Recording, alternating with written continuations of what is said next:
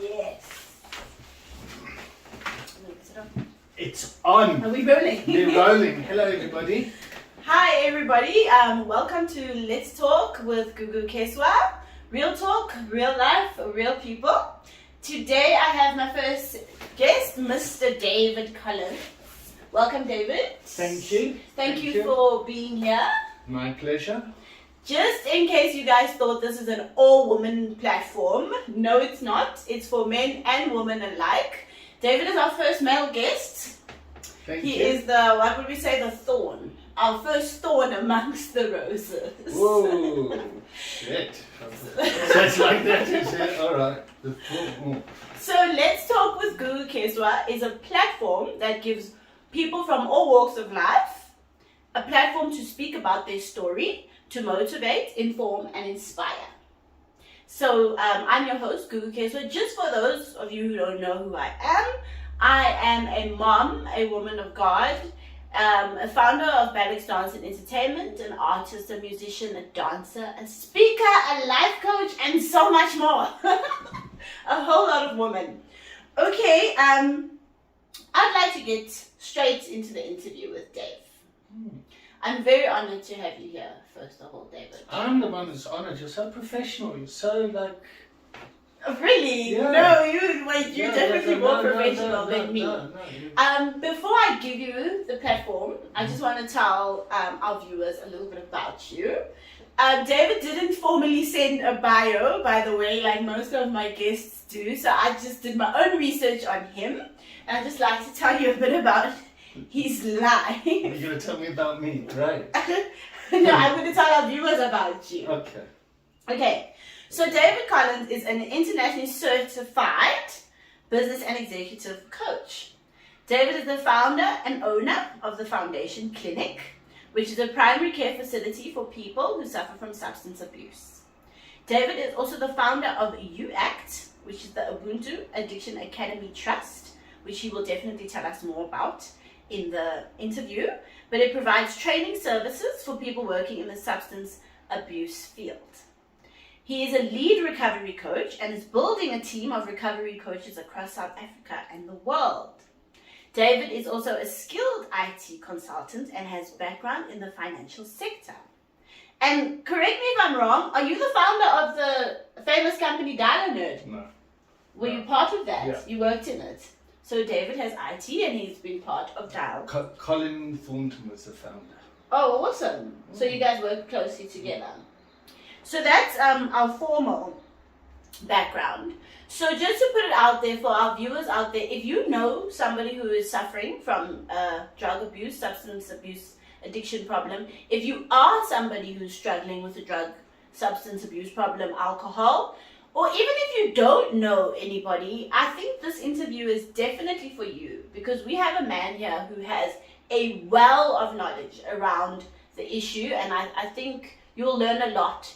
And for those of you out there who say you don't know anyone, which is highly unlikely, because according to statistics, at least 15% of South Africans are said to have a drug problem, according to the country's Central Drug Authority. CDA. Oh, yeah. Alcohol abuse is a major problem in South Africa, with an estimated 2 million people classified as problem drinkers. It was estimated that about 5% of people worldwide aged 16 to 65, which is 158 million people, 351 million people have used controlled drugs at least once.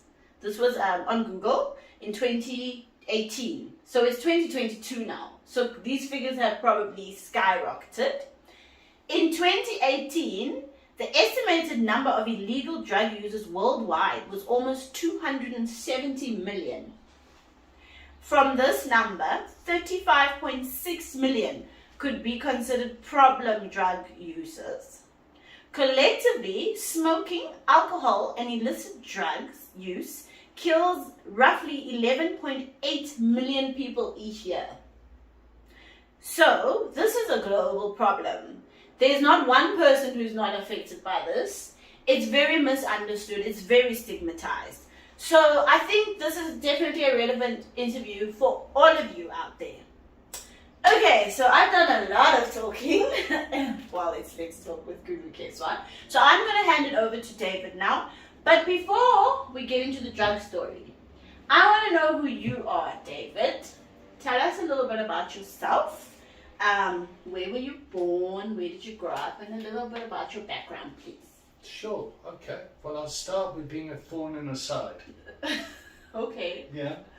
So,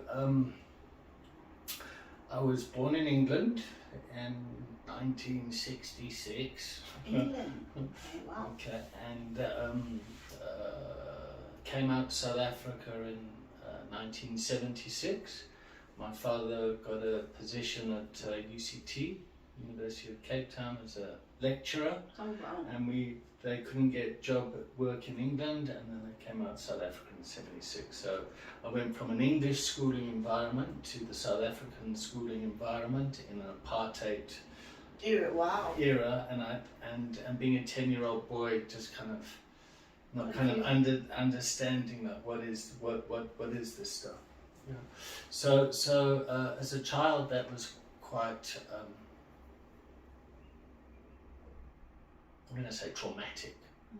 Yeah, moving from my kind of culture and then coming here to a very and I mean, it was a lovely country, and all the privilege that goes with being a white kid, and then the complexities of growing up in an alcoholic home. So my parents were alcoholic, and they did a lot of drinking, and there was a lot of violence in the home, and there was a lot of shame that I felt when I realized that this behavior wasn't normal. Yeah, I thought all families behaved like this. I thought everyone kind of got drunk, everyone would fight and they'd argue, beat each other up, and then make up. And then being a white South African and behaving like that is like, oh my gosh, it's wrong, we don't do that. And so the stigma set in me a whole lot of shame. And from that shame, I got into my own addiction problems. Much later in life. But I matriculated, I got called up to the army, I ran away from the army, I went back to the UK. Okay. And because I thought that's the only thing I could do to kind of, and also I was scared. But anyway, I went to the UK, and I came back in 94. And when I came back in 94, I had a crack and heroin habit. I'd had three children with two different women, and I got into recovery in 13th of November 1996. Wow. And that's and I've been in this recovery space since then. Yeah. And what I'm passionate about is my kids got taken away and put in foster care. And what I'm really passionate about. How old were you when they took them into the foster? 30. And then this was due to your crack addiction. Yeah. This was so my life had become so unmanageable. My role as a father or as a partner, I wasn't able to fulfill those roles. So when a problem becomes an addiction, it's when you continue the behavior in spite of the negative consequences. Yeah. So people would tell me, David, your using's getting out of hand, you're a shit father. I would say, no, it's not getting out of hand. I would deny it, but clearly it was. Sure. And I turned into my father. So I turned into the bad guy. The victim becomes the perpetrator. Yeah. And if I look at it from a psychological perspective, it's all I knew. It's what I was taught. Yeah. So even though as a kid I wanted to be different, and I'd say when I grow up I'm not going to be like that, I ended up like that. Sure. I ended up worse, and the shame was huge. And then the shame is the thing that motivated me to make a change. Wow. Okay. And it was a spiritual awakening around the shame, the truth, and being accepted for kind of who I was, as kind of, and I became empowered to change, and I started my journey. But when I started my journey, nobody believed me, because they'd heard it all 1,000 times before. Yeah, because you were that addict, you kept doing it over and over and over and over. And society is impacted by the addict's behavior, or the person that's using substances, and so a lot of men have substance use problems, and their behavior impacts a whole lot of people around them, and that's the thorn in the side. Oh wow! Oh, okay, that's so when it comes to an addiction problem, we're not interested in the problem. No. We know about the problem. Like, let's not be in denial about the problem. We've had 1,733 road deaths this Christmas. How much of that was as a result of drinking and driving? Okay, so what we need to look at is, what are the solutions? Yes. Okay, so what are the solutions around mental health? And why do people feel that they should be taking a substance? They take substances because substances work. To help whatever they're going through. People, but it helps people in the short term. So it's short-term pain relief for long-term pain. Sure. Whereas recovery is short-term pain for long-term relief. So somebody will stop drinking, and then they'll feel very awkward and uncomfortable at a party or something, because I don't know how to interact. I don't know what my role is now. I don't know how to behave in a way. I used to be a party girl, and now you've got Jesus. Now you're religious. Now you think you're better than us. Another stigma. So recovery becomes a complex issue. And when we read statistics like that, they're kind of pointless, because someone like me knows that we've done all this sort of stuff. We've got all this research. We know we've been trying the war on drugs for 100 years, when these laws came in that have created the problems today. So like, a lot of alcohol is the biggest drug problem, but it's legal. And nicotine? And nicotine, Nicotine is a drug. For those out there who just don't, because it's legal, it's okay, it's a drug. And what is a drug? Prescription drugs are. Do you mind telling us what a drug is? Well, I mean, everything's a drug. Kind of ask me, in a way. I think the viewer who doesn't know addiction or whatever, they don't see tablets as a drug. What is a drug? Okay, so is sugar a drug? I would say no. Because? Because it's nice and it's sweet and it doesn't do anything wrong to me. Okay, does it cause diabetes? Yes. Okay, so do people get addicted to sugar? It's actually very bad. But I would say it's bad if you do it in excess. Yeah, but in moderation. Okay. So is anything done in excess a drug? No. I think drugs are just kind of chemicals. Or it has to have a chemical sort of compound. I'm not sure how to answer this question. If I'm honest, because people seem to think that drugs, the word, is bad. Yeah. But if you just take the word drugs, you get illicit drugs, which mean illegal drugs, and then you get legal drugs, your which are prescriptions. prescriptions. I'm so glad you said that, because a lot of people just think of two drugs. If you take codeine, which is a type of heroin or opiate, comes from you will find that in the pharmacy under Sindol as a brand. Oh. So the drug in the Sindol is the same drug from the same family as a Nyope addict is using. Okay. So people seem to think, those Nyope addicts are bad, but somebody's popping painkillers, they're addicted to it, but they don't realize that they've become addicted to the drug and that they're medicating pain.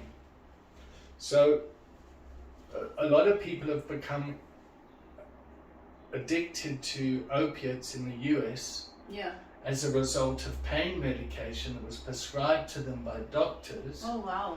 Yeah, and doctors were encouraged they were marketed to sell this drug, yeah, and now they've got all these deaths in the US. Sure. So people have descended into problematic use from a legal source, I guess. Yeah.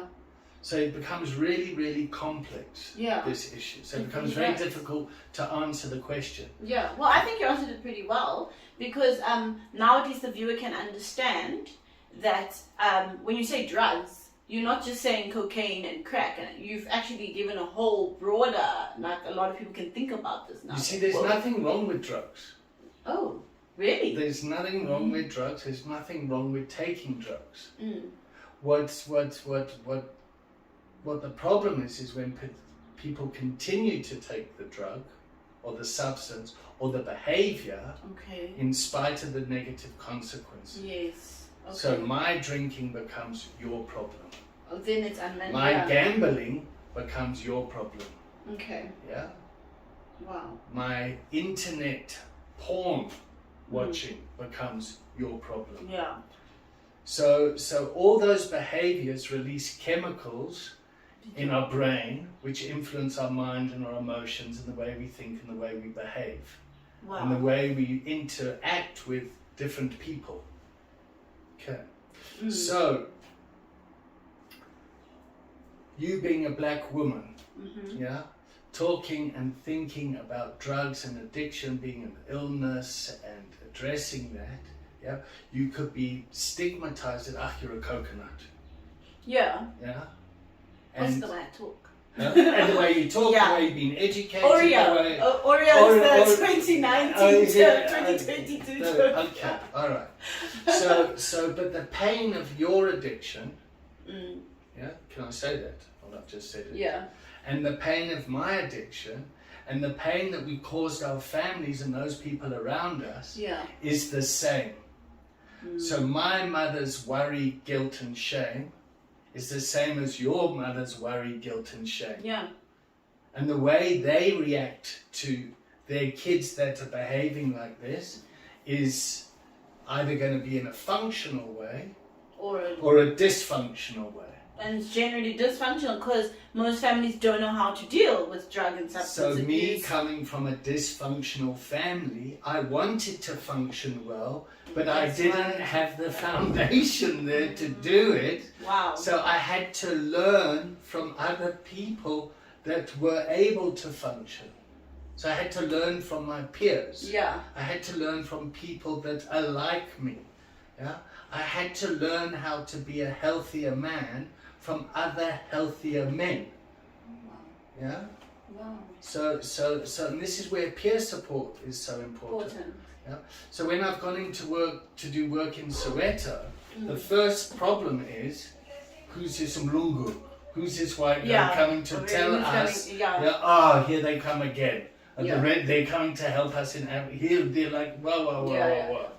So it's really complex, but at the heart of it all, it's a diversity issue.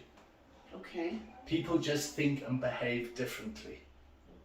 And also what I've picked up in a nutshell from everything you've said is that drug addiction is a wellness issue. It's holistic. It's not just about the drug. It's about what the person is going through. It's about how they interpret the things they go through. It's about the stress. So there's a lot of factors that contribute to drug addiction. It's a wellness issue. So I just want to quickly take it back to you for a little bit before we go straight back into addiction. Back to the thought. What was the most... Okay, so you've already touched on your challenges, but I just want to know, what was the most challenging thing you've ever faced in your life, and how did you overcome it?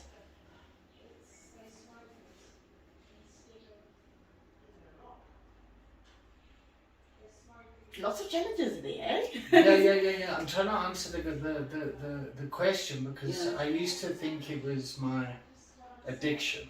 Yeah. Yeah. My certainly the most painful thing was one of my detoxes that I tried, where I didn't sleep for 21 days. When was this? That was around 95. Okay. Yeah, because there was very poor treatment for people. Yeah. So in 94, what happened is the drug culture changed. Okay. Yeah, so what happened in South Africa is there was an influx of heroin and cocaine, whereas before that, under the apartheid government, it was Mandrax and Valkenol so the culture of the world changed. So when I came here with a heroin addiction, the medical world didn't know how to treat it. Wow. Whereas in Europe, they've dealt with this for a long time, and there were like methadone clinics and places that you could go to be detoxed, and so that was physically very painful. It was the most challenging. But how did you overcome it? Well, I just kind of went through it and went mad. Did you lose? Well, hey? You went mad. Yeah, when you were awake for 21 days, it's very traumatic. But I think a lot of people that need treatment, that process is very traumatic in itself. Mm-hmm. Yeah, and what we're trying to do is make that easier. Okay. Yeah. So to answer your question, it's not like one event. Yeah. This has been a whole process of up and down days. Yeah. But how do you overcome it? So, well, personally, I guess by taking it a day at a time. You know, that's like taking things one day at a time. Yeah, but it's been incredibly difficult for me last year through COVID, because things that working at Dylanerd, which I put 20 years into, was taken away. Yeah, a lot of people face challenges. There was, that was, so what I'd worked for 20 years, to try and this is what a good man in recovery looks like. It's kind of all taken away because of COVID, things outside myself. It's like impact. But so you've been clean for over 25 years? So I've been in recovery, yeah? Yeah. I was completely abstinent for 15 years. That's forever, yeah, okay. That's a long time. Okay. And so my recovery's not like complete abstinence So recovery is not linear. It's not something that you can just do and then you recover. It's up and down, and it's a lifetime process. And what's happening in the world is, marijuana's been made legal, yeah? So that's been a big change. That's crazy. Yeah, I can't believe that. Well, it's a good thing. Yeah. It's a good thing because what it does is it means that it's kind of out in the open now. Oh, so it doesn't have to be... So like alcohol is regulated, yeah? And if it's made illegal, people still drink. Look what happened when they closed all the bottle stores over People COVID. were buying alcohol for 2,000 rand. People were still, drinking hand sanitizer. Yeah. Ooh, that's a drug on its own, surely. A whole new invention. So when someone wants to use, they're going to use. Yeah. And that individual needs to want to change. When that person does want to change, there needs to be resources available to enable that change. Yes. The people that are enabling that change need to understand that the change is a process and not an event. Please, guys, because I meet a lot of people who my husband needs help with a drug problem, my son, if I just pop him into that rehab, he'll be okay. It's not like that. It's a process. It's a process and it's easier for us when we're able to bring the family and community into this, yeah. Because when they understand what's going on, they can be more compassionate to themselves. To make I've got this thorn in my side. Let me take it out. Yeah, let me look after myself. So then we can talk about going to gender-based violence and how do we address some of those problems in our society. because a lot of the gender-based violence stuff is a result of substance use disorder. So they're actually very closely linked. Substance use disorder is often related to childhood trauma and not being dealt with. And anyone that lives in South Africa, we went through childhood trauma. Yeah. No matter whether you are black or white. Yeah. Okay. And that needs to be healed. So and the way that we heal is to sit down and talk and listen. Yeah. So I've caused a lot of pain in my family because of my behavior. When you were in your using days. Yeah, I mean, to have your kids taken away and put in foster care, yeah, that's being a white bloke in South Africa, it's just not the norm. So I must have been causing a lot of shit. Yeah. But you turned around and you used all of that and you changed. This is appropriate to talk about.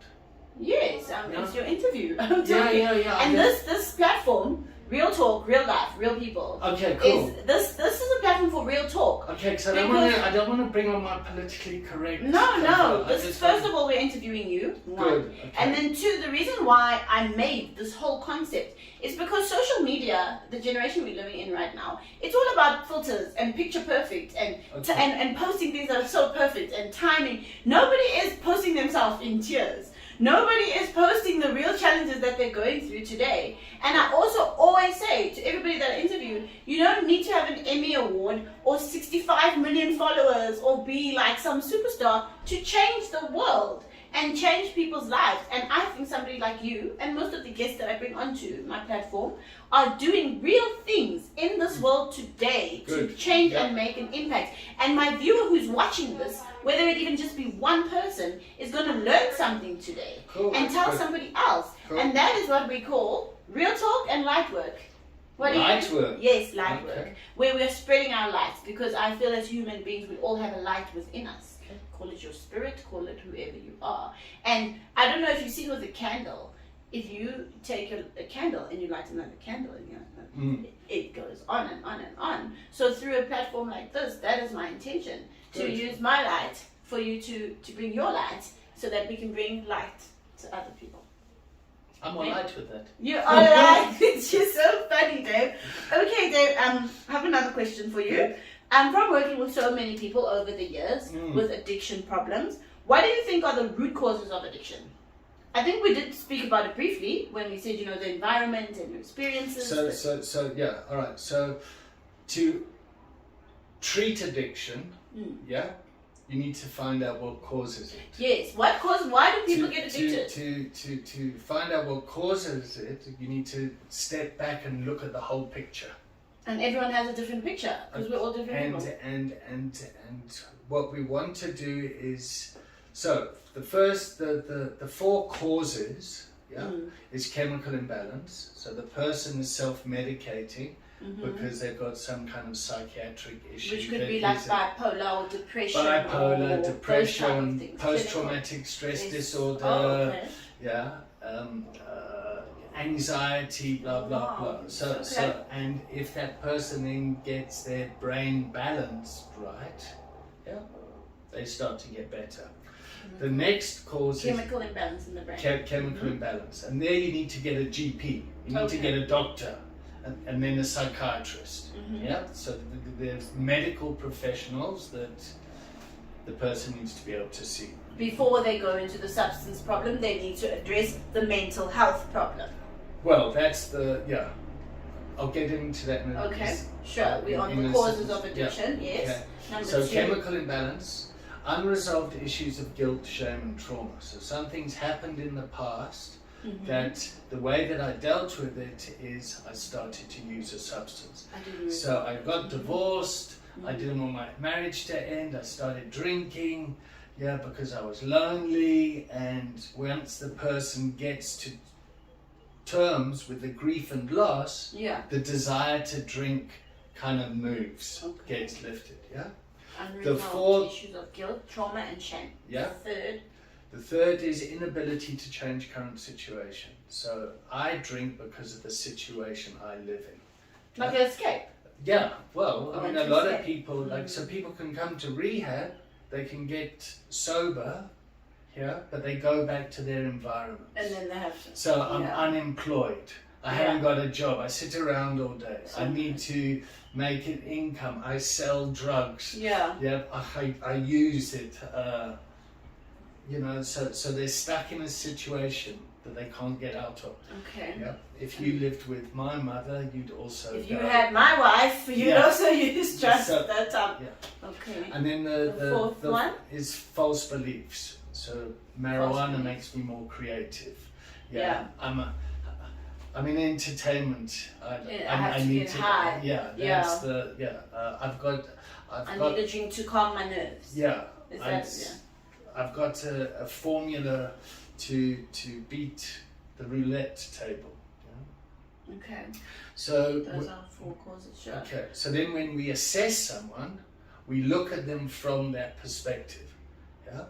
And that is also surrounded by history, culture, the individual's experience and structure. Wow, you guys have really got this to a T, eh? So, and when I post this interview, I'll write everything in every single snippet that you're saying, so people will be able to process and read it and understand it properly as well. So, assessing you, for example, young, gorgeous, black female, single mother, yes, black culture, Jesus, spiritual, very strong bond. Yeah. So those are the things that need to be taken into account when you consider what recovery looks like for me, because all those core values and things affect my life. So for you, living a life with Jesus, could be traumatic. For me, because of my upbringing around the church and my father's relationship with the church, so my father going to church on a Sunday morning and saying sorry for his behavior on Saturday night triggered me as a kid that got me to hate the church. So what I'm understanding, Dave, is that drug addiction is unique. There is no set one formula. Because I think a lot of people don't know that. They think if a person's a drug addict, they're a drug addict. For us to get healing and wellness, we all have different things that make people use. It's unique to the person. So here's a question to you and your viewers. Yeah. Okay. Have you ever fallen in love with someone you weren't meant to? Oh, definitely. I was very good at doing that before. Luckily, I've rehabilitated myself out of that habit. Okay. When people told you that's a bad idea, did you listen? No. Why not? Because I loved the person. So you see this person as this amazing person because you're clouded by love. Clouded by love. What is being clouded by love? Like your emotions take over and you don't see the person for who they really are. So there's a chemical reaction in your brain that creates a whole lot of emotions and beliefs from your perspective.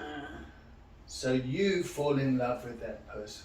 But people around you aren't doing that, but they can see, it's going to be dangerous. No, you can't do it. You mustn't. Wow. No, I can make him change. He's going to be And then the relationship is great in the beginning, and then it becomes an abusive relationship.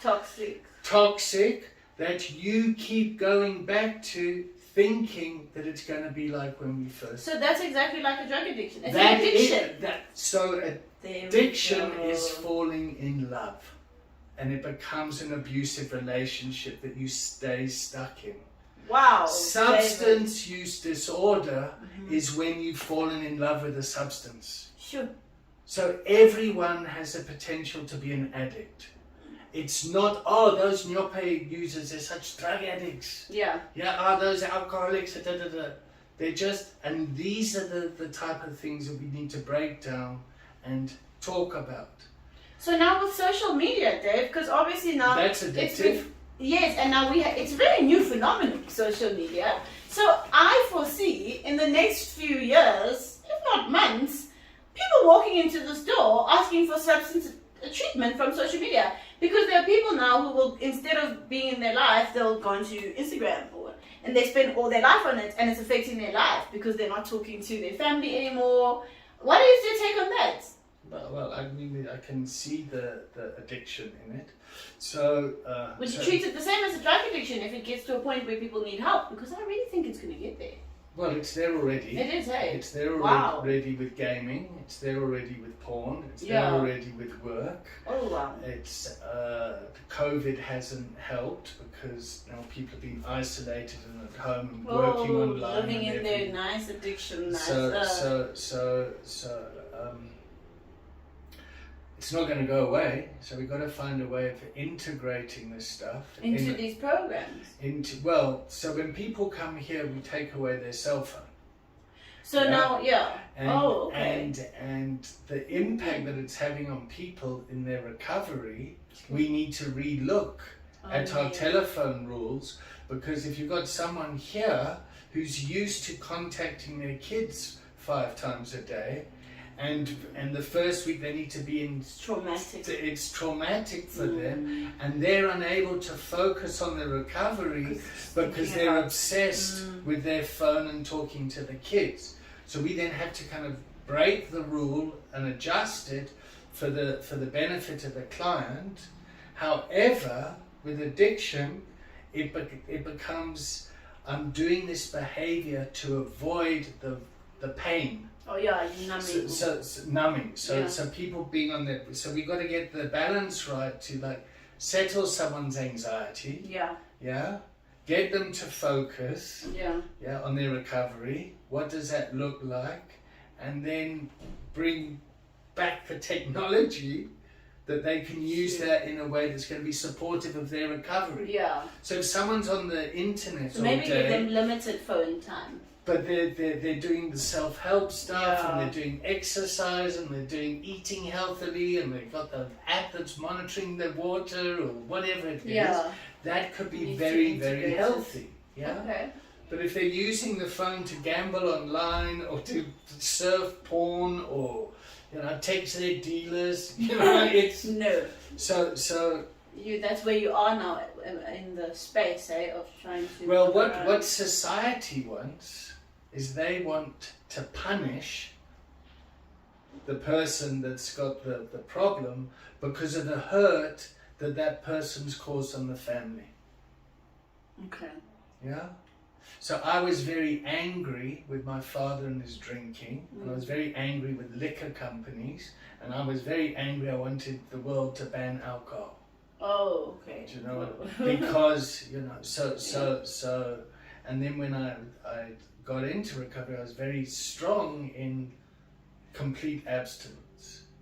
Okay. It's either all or nothing. Yeah. Yeah. Which is like most of the recovery programs, and like the AA and the ones we do are like that. But the world has moved more towards a harm reduction type thing. Yeah. And a more realistic approach. A more compassionate approach around a medical model as opposed to a punitive moral model. Yes. Yeah. Wow. Okay. Thank you so much, David. I would like you to tell... Yeah, I have a few questions for you, but I won't ask you too much because I know you're a very busy man. Just to get you here. It's fine. So... I want you to explain to me. So you have something called UACT. Yeah, yes? The Ubuntu Addiction Community Trust. Yes. And then you have the foundation. The foundation clinic, and that's where we treat people. And then there's Pocket Rehab. Pocket Rehab is an online app that people can download and join a community anonymously. Wow, okay. Okay, do you mind just saying them solely? So UACT is?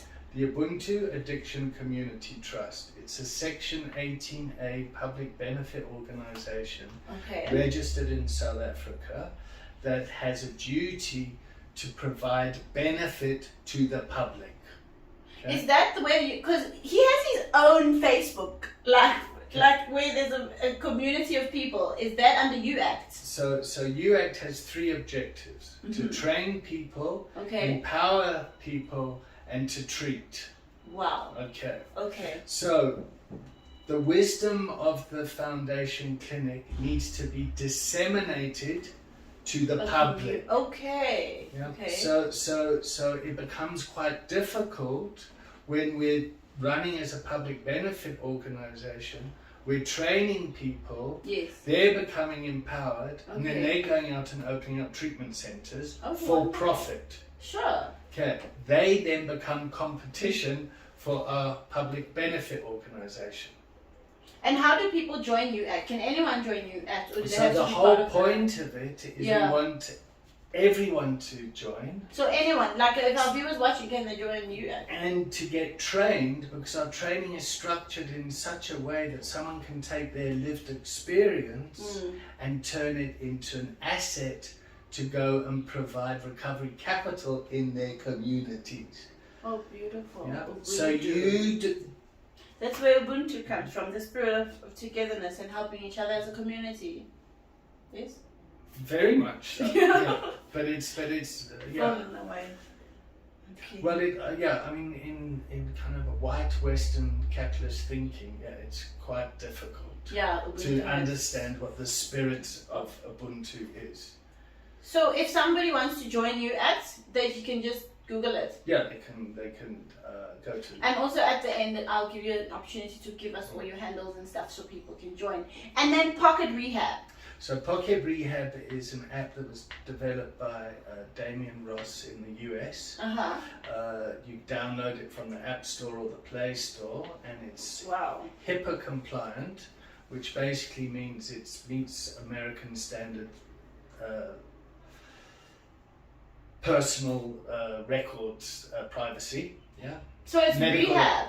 So It's it's an app Pocket Rehab, and it's a community of peers, of people that can anonymously join Wow, to guys. start to get help.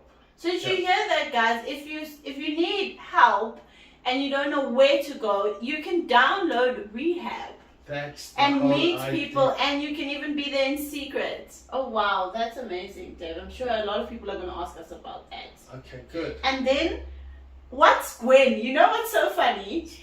In the spaces that every time I used to work with you, I always used to hear you talk about Gwen.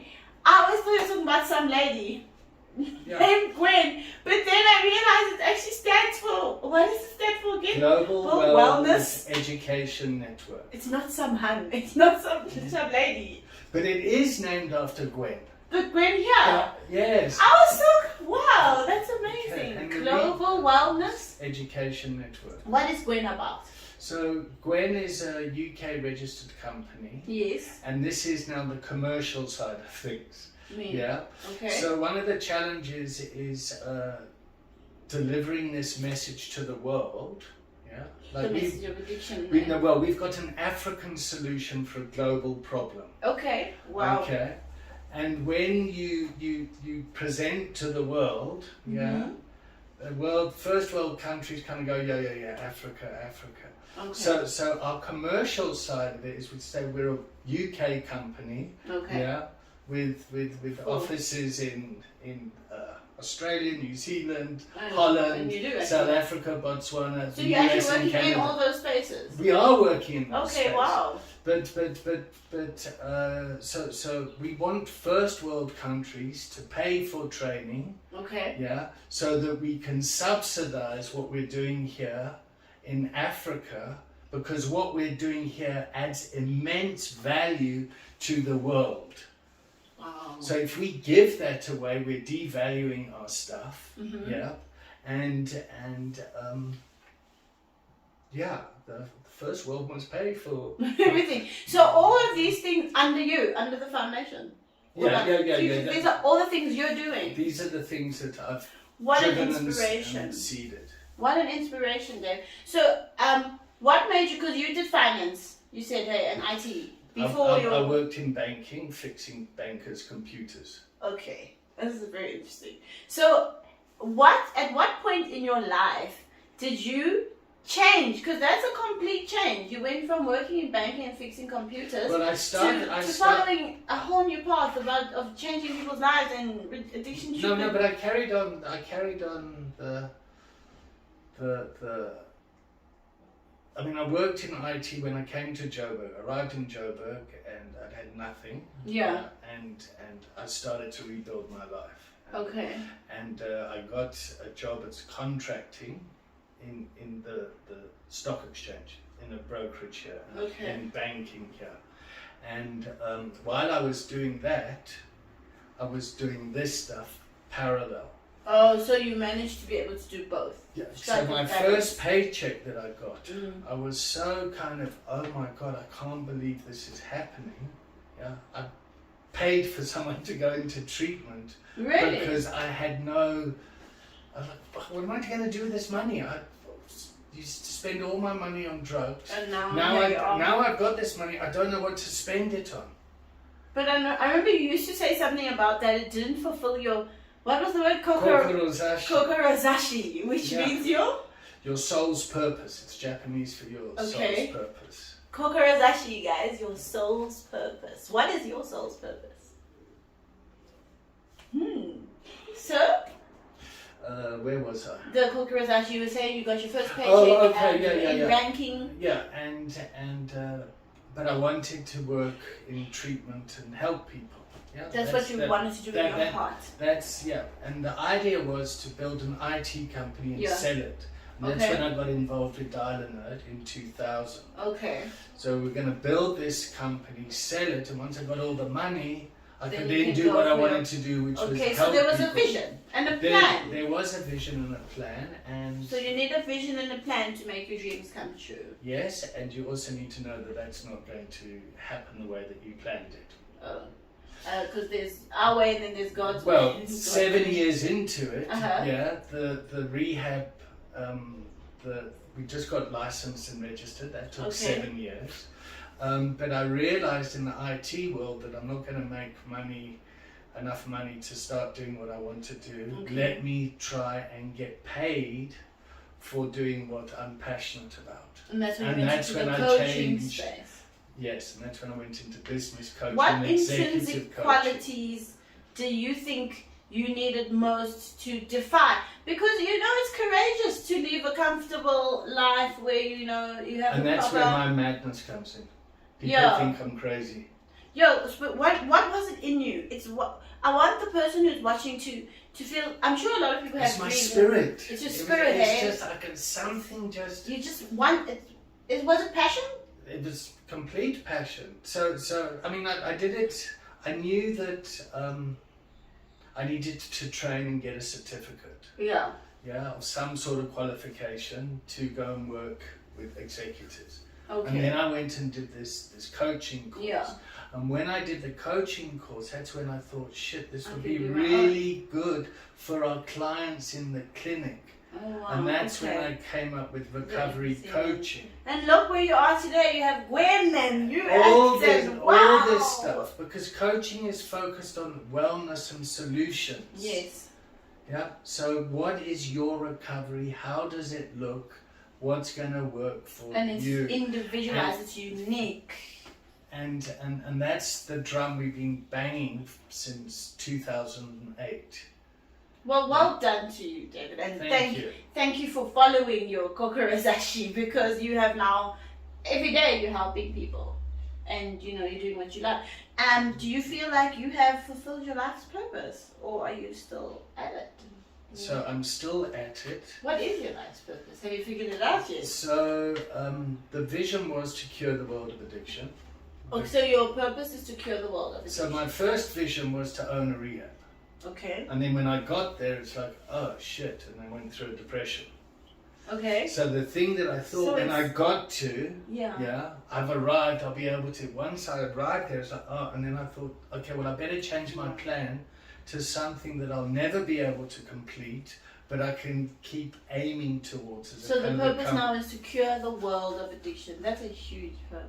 And how do we do it? We train people, we empower them, and that they can treat. And the way that we do that is we address the stigma side of it. Yeah? And the way that we kind of cure addiction is to kind of educate people how to respond better. Yeah? And like the word clinic comes from French. It means place of bedside learning. Mm-hmm. So when patients come here, we treat them like students. Wow, yes. So that's how we're going to do it, through education. Wow. I'm so inspired. Okay, I don't have too many more questions for you. So where's you from here? What are your future plans?